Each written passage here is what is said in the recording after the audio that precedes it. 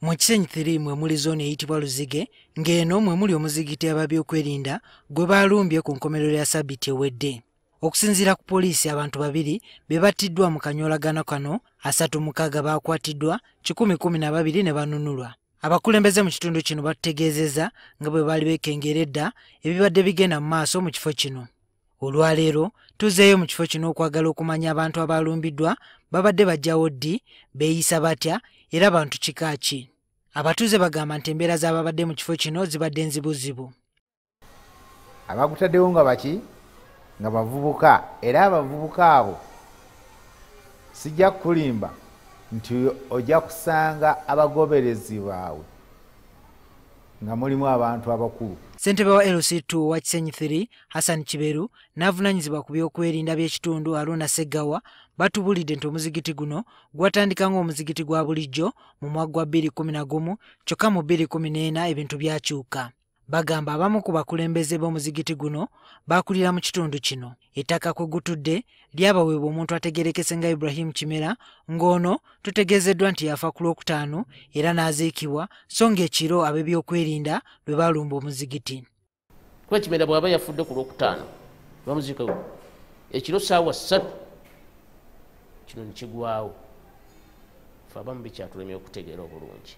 Bano era bagamba nti abantu ab'enjawulo bazze bajja mu kifo kino kyokka nga basinga tebategeerekeka wa gye bava.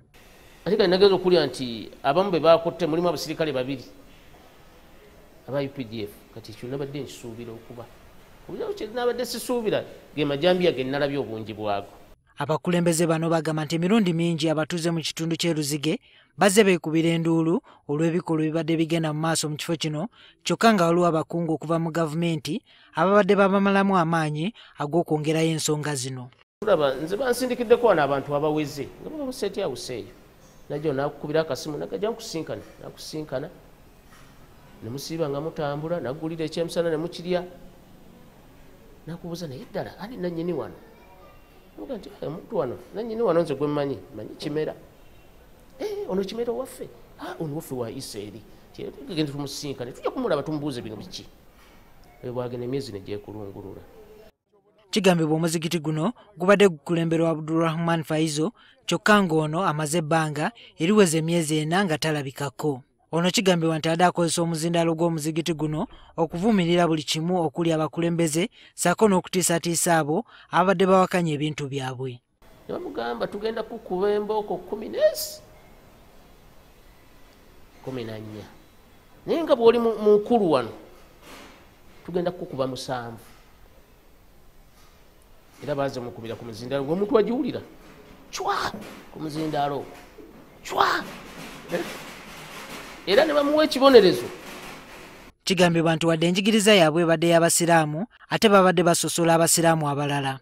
Enkola y'abantu abo babadde nga bw'omusanga Musiraamu ennyambala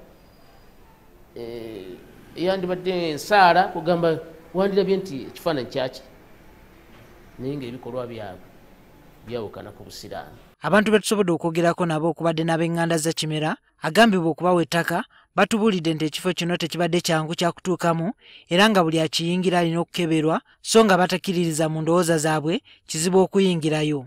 Kigambibwa nti kino kyekyaviirako Ibrahim Kimera eyali abeera mu kifo kino okuvaawo. Ebigambo ebimu ebyayogerwanga ku muzindaalo yagezangako okwogera n'abavubuka abo abagamba ebigambo ebimu bireke wano ninawo amaka gange nga tasobola kubakomako kubanga balinawo property yaabwe.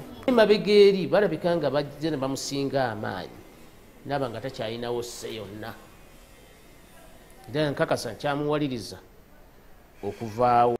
Mu muzigiti mugambibwa okuba nga mubaddemu essomero naye ng'abaana abasomesebwamu tebamanyiddwa gye bava. Abakulembeze bano batubuulidde nti ekifo kino kibaddemu eddwaliro, essomero n'ebikozesebwa ebirala era nga n'abaana abato babadde tebakkirizibwa kuvaayo okuzannya nabo mu kitundu.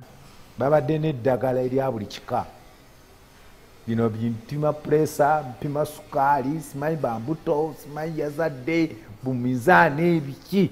Kiba kitegeeza badde tibakkiriza baana abo kufuluma. Tusobodde okwogerako n'ab'eŋŋanda za Kimera agambibwa okuba nga yasenza abantu bano batubulidde be badde basanga buli lwe badde bagendako awaali amaka gaabwe okubanja abapangisa. Babadde baboola abantu ne kati ffe babadde tebasobola kutuboola kubanga wali waffe era abadde takumanya abadde nga akugaana okuyingira. Kyokka oluvannyuma lwa Kimera okufa olwokutaano oluwedde bano bagamba ebibadde bigenda mu maaso tebabimanyi era nga kye baagala kwe kweddiza ettaka lyabwe. Badde ng'ojja nga toli waawo nga tosobola kukola ki kuyingirawo kubanga kati omulyango gwe baali baalekawo oguyingira gubadde ku sayidi yaabwe. Abakulembeze bagamba nti abantu abakwatiddwa waliwo ababadde bapangisa okumpi n'omuzigiti guno nabo nga bakwatiddwa bano baagala poliisi ebate. Kati ekirindiriddwa kwe kulaba ddi abantu bano lwe banaatwalibwa mu kkooti. Juma Kiriya, NTV Akawungeezi.